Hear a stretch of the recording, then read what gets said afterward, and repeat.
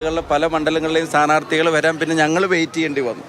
ഇന്നിപ്പോൾ നോമിനേഷൻ ഡേയുടെ last date ആയതുകൊണ്ടാണ് പല സ്ഥാനാർത്ഥികളെ ഉന്തി തള്ളിന്നലെ അവർ കണ്ടുപിടിച്ചത്.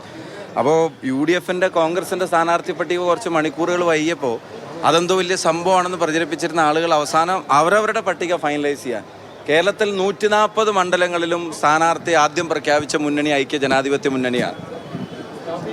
പാലക്കാട് മണ്ഡലത്തിലെ BJP CPM ബന്ധമാണെന്ന് സതീശൻ ആരോപിച്ചു. അത് അവിടെ എന്ത് ഡീല് ആര് തമ്മിലുണ്ടാക്കിയാലും ജനങ്ങൾ UDFുമായിട്ടാണ് പാലക്കാട് ഡീല്. അത് കഴിഞ്ഞ തെരഞ്ഞെടുപ്പിലും ഞാൻ പറഞ്ഞതാണ്. ആ കഴിഞ്ഞ തെരഞ്ഞെടുപ്പിലും പറഞ്ഞത് ജനങ്ങൾ ഏറ്റെടുത്ത് നമുക്ക് എല്ലാവർക്കും അറിയാം. അപ്പോൾ പാലക്കാടിനെ സംബന്ധിച്ചിടത്തോളം ഐക്യ ജനാധിപത്യ മുന്നണി അവിടെ ജയിക്കണം എന്നുള്ളത് ജനങ്ങളുടെ ആഗ്രഹമാണ്. അതിനകത്ത് പിഷാരടി തന്നെ കഴിഞ്ഞ ദിവസം വ്യക്തമാക്കി. ഇപ്പം അദ്ദേഹം പറഞ്ഞു ഞാനൊരു സിനിമാക്കാരൻ കലാകാരൻ എന്നുള്ള രീതിയിൽ ജയിച്ചു വന്നു എന്ന് കേൾക്കുന്നതിനേക്കാളും ഞാൻ കേൾക്കാൻ ആഗ്രഹിക്കുന്നത് UDF പ്രവർത്തകനായ കോൺഗ്രസ്സിന് ഒരു ഭരണ സംവിധാനങ്ങളുടെ പിന്തുണ ഇല്ലാതിരുന്ന കാലത്ത് ജീവിക്കുന്ന മുനിസിപ്പാലിറ്റിയിലോ സംസ്ഥാനത്തോ രാജ്യത്തോ ഒന്നും ഭരണമില്ലാത്ത കാലത്ത് രാഹുൽ ഗാന്ധിയോടൊപ്പം വർഗീയതക്കും വിദ്വേഷത്തിനും ഭക്ഷണത്തിൻ്റെയും വസ്ത്രത്തിൻ്റെയും പേരിൽ നടക്കുന്ന അതിക്രമങ്ങൾക്കുമെതിരെ രാജ്യം ഒരുമിക്കാൻ നടത്തിയൊരു ക്യാമ്പയിൻ്റെ ഭാഗമായി കോൺഗ്രസിനോടൊപ്പം വന്ന ഒരാളാണ് പിഷാരടി. ആ രാഷ്ട്രീയം പറഞ്ഞ് തന്നെ വിജയിക്കണം എന്നുള്ളതാണ് അദ്ദേഹം ആഗ്രഹമോടെ പ്രകടിപ്പിച്ചത്.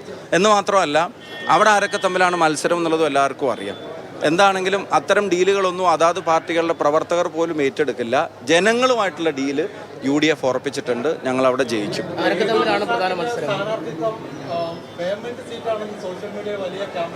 ആരുടെ അല്ല ഞാൻ ഒരു സ്ഥാനാർത്ഥിയെയും ആ തരത്തിലുള്ള വർത്തമാനത്തിനൊന്നും ഞാൻ പറയാൻ നിൽക്കുന്നില്ല. പക്ഷെ അവിടെ പാലക്കാട്ടെ ചിത്രം വളരെ ക്ലിയറാണ്.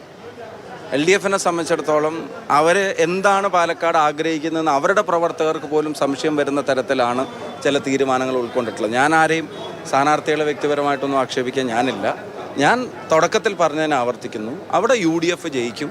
UDFന് അവിടെ ജയിക്കേണ്ടതിൻ്റെ ആവശ്യകത എന്താണെന്ന് കേരളത്തിലെ ജനങ്ങൾക്കറിയാം, പാലക്കാട്ടെ ജനങ്ങൾക്കറിയാം. ആ കാര്യങ്ങളുമായിട്ട് ഞങ്ങൾ മുന്നോട്ട് പോകുന്ന കാര്യത്തിനോട് സംശയം വേണം. ഞങ്ങളുടെ വർക്കേഴ്സ് ഫീൽഡിൽ ഇറങ്ങിക്കഴിഞ്ഞു.